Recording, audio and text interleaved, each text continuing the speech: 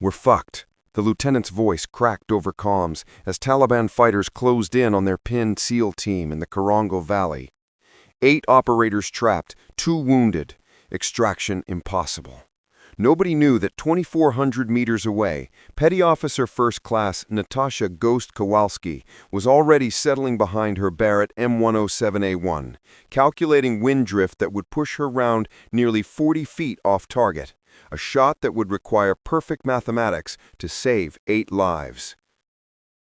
The Hindu Kush Mountains didn't forgive mistakes. Petty Officer First Class Natasha Kowalski understood that better than most as she glass-checked the valley through her Schmidt and Binder scope 2,400 meters from where SEAL Team 4's 2nd Squad was running reconnaissance. At 31, she'd spent 9 years perfecting long-range precision, first as a Marine Scout sniper, then through an inter-service transfer to Naval Special Warfare as their first female Special Operations sniper. Her hide position at 9,200 feet offered commanding overwatch. The Barrett M107A1 beside her weighed 29 pounds. Her spotter, Petty Officer 2nd Class Marcus "Wizard" Thompson, tracked wind patterns through his spotting scope while monitoring their Kestrel 5700 weather meter. Before we continue this story of impossible odds, wherever you're watching from, whether military, veteran, or civilian, subscribe for more accounts of our warriors who changed everything in critical moments. Below, the Korangal Valley stretched like a wound through Afghanistan's Kunar province. The Barrett's mounted bores, Barrett Optical Ranging System, displayed real-time ballistic solutions. Today, she'd need every technological advantage available. Natasha's path began in Detroit's Polish district, where her grandfather Stanislaw, a Home Army partisan who survived brutal campaigns in occupied Poland, taught her to shoot on a rusted .22 rifle. "Your grandmother was also a fighter," he'd say. "She killed 17 Wehrmacht soldiers with captured weapons. Distance is safety. Mathematics is survival." She joined the Marines at 18 after watching the towers fall. By 2010, she'd become distinguished graduate at Scout Sniper School, exceptional for anyone, unprecedented for a woman. Instructors noted her obsessive attention to ballistic mathematics and supernatural patience. The inter-service transfer to Naval Special Warfare came after Syria 2018. She'd eliminated 6 ISIS fighters at 1,847 meters during a sandstorm using thermal imaging and precise calculations when visual shooting was impossible. Admiral Patterson personally requested her transfer, creating a new billet, Special Operations Precision Marksman. Some teams initially resented her presence. That changed in Helmand when she neutralized a Taliban commander at 1,950 meters through a moving vehicle's window, preventing an ambush that would have killed 12 Marines. Lieutenant Morrison, 2nd Squad's leader, had specifically requested her overwatch for today's mission. Now monitoring their patrol through encrypted comms, while Thompson called wind changes, she sensed trouble building. Her grandfather's words echoed, "The best shot prevents the fight, but sometimes violence finds you anyway." The ambush erupted. Through her scope, Natasha watched muzzle flashes erupt from 3 elevated positions surrounding 2nd Squad. The Taliban had planned perfectly. Overlapping fields of fire, no dead space, escape routes blocked. "Contact left, contact right, we're boxed," Morrison's voice cut through automatic weapons fire. "2 casualties, need immediate CAS and net evac." Thompson worked his laser rangefinder while checking the UAV feed on his tablet. "Closest hostile, 2,387 meters. Furthest, 2,456 meters. Wind is running 8 knots left, 2,956 meters. The bores calculated holds automatically, but Natasha double-checked manually. At 2,400 meters, her 50 BMG round would take nearly 3 seconds to impact. Wind drift would push it 12 meters, almost 40 feet off target, a shot that would require perfect mathematics to save 8 lives. "Ghost has visual on hostile positions," she reported. "Negative, Ghost. Too far for accurate fire. Wait for the Apaches." "Sir, Apaches are 20 minutes out. You have 2 wounded, critical." Through her scope, she watched Petty Officer Chin dragging Rodriguez behind inadequate cover, arterial blood loss darkening the rocks. Taliban fighters maneuvered for better angles. She identified the commander by his radio antenna and controlled movements, probably Haqqani trained. He directed fire from behind solid rock cover, only occasionally exposing himself to coordinate. Thompson whispered target data. Commander, reference large boulder 2 o'clock, exposure pattern every 30 to 40 seconds, maybe 18 inches of target when he leans out. Natasha loaded a Ralphus Mk211 armor-piercing incendiary round. The bores showed holds in mills, 5.8 elevation, 4.2 right for wind.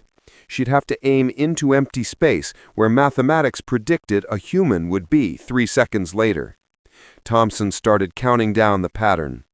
The mathematics were staggering. At 2,400 meters with variable winds, she'd need to aim at a point in space nearly 40 feet from where the target currently existed. The round would climb hundreds of feet above the target line before gravity pulled it down.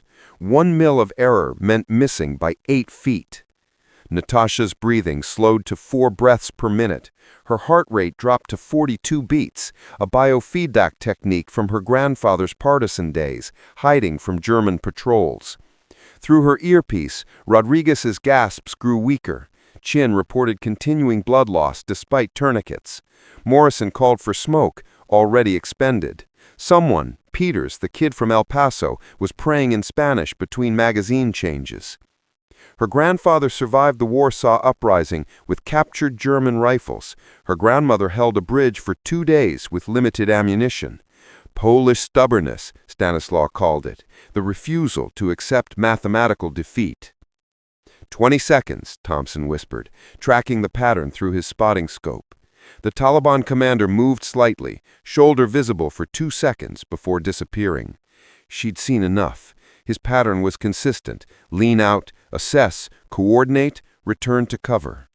Natasha felt the sacred pause between heartbeats her grandfather described, the moment where training, mathematics, and instinct merged.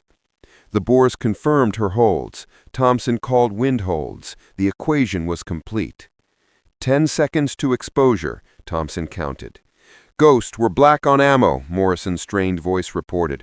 Rodriguez is critical. He's got maybe 5 minutes. Chin's hit too, through and through shoulder, losing mobility.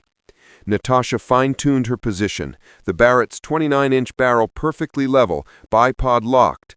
She'd get 1 shot before having to displace. Standard sniper doctrine, especially at this range where a muzzle blast would reveal her position. Wind call, she requested. 8 knots valley, 12 up here, shifting to 14, eyes glued to the kestrel, mirage is boiling hard, target's gonna dance in your scope. The bores updated continuously. 5.8 mils elevation, 4.2 right windage. She'd aim at empty air, trusting physics and mathematics. 5 seconds, Thompson called. Through her scope, the target zone waited, empty space between rocks where a human would exist, in exactly 3 seconds. More Taliban fighters appeared, setting up what looked like a DSHK heavy machine gun that would shred the SEAL's cover in seconds. 2 seconds. Morrison's voice, desperate. If anyone's monitoring, we need immediate fire support or we're done. 1 second. The commander's shoulder appeared exactly where predicted. Natasha had already begun her trigger squeeze, that rolling brake at 2.5 pounds her grandfather taught her. The Barrett roared, driving into her shoulder. The Ralphus round disappeared into Afghan sky, beginning its 3-second journey across impossible distance. Send it, Thompson whispered, already tracking through his spotting scope for impact confirmation. 3 seconds of eternity. The firefight continued below. The SEALs kept shooting, the Taliban kept advancing. Then, the commander's upper torso exploded in a flash of incendiary light. Impact, Thompson confirmed. Target destroyed. Wind call for DSHK gunner. Increased right hold to 4.5 mils. The Ralphus round had traveled exactly as calculated, crossing 2,400 meters of variable wind to strike within 6 inches of aim point. The incendiary component created brief panic among nearby fighters. Natasha was already cycling the bolt, loading match-grade ball ammunition. The DSHK gunner, 2,423 meters, according to Thompson's laser rangefinder. She fired. 3 seconds later, he crumpled across his weapon. Two fighters rushing Chin's position. Thompson called corrections as she engaged. 2,387 meters, 2,391 meters. 2 shots, 8 seconds total. Both targets down before reaching effective range. Without their commander and heavy weapon, the Taliban attack faltered. Natasha engaged 3 more fighters attempting to coordinate, each shot guided by Thompson's wind calls and the Boer's solutions. 7 shots total, 6 confirmed kills at ranges exceeding 2,300 meters under combat conditions. At the time, the longest publicly confirmed sniper kill was 2,475 meters by British Corporal Craig Harrison. Natasha's confirmed impacts at 2,456 meters came close to that record, achieved under fire while saving 8 American lives. 3 weeks later, Admiral Patterson presented her with the Navy Cross in a classified ceremony. The citation mentioned extraordinary heroism and exceptional marksmanship under extreme conditions. The Boer's data logs and Thompson's spotter confirmations verified every shot. Lieutenant Morrison found her afterward. "Kowalski, that first shot, threading winds like that, how?" "My grandfather survived the Warsaw Uprising with captured weapons and mathematics," he replied. "He taught me that impossible shots are just equations with conviction. The Taliban thought they had perfect positions. They didn't account for modern ballistic computers and a Polish girl from Detroit who learned that distance plus mathematics equals survival." Thompson added, "She had the shots, sir. I just called the wind. That's what shooter-spotter teams do." Morrison nodded slowly. "The team wants to put you both in for a call sign change. Ghost and Wizard to something else. Guardian Angels. Because that's what you were that day." Natasha thought of her grandfather, gone 5 years now.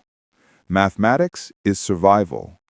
Before you go, tell me where you're watching from and hit subscribe for more real warrior stories.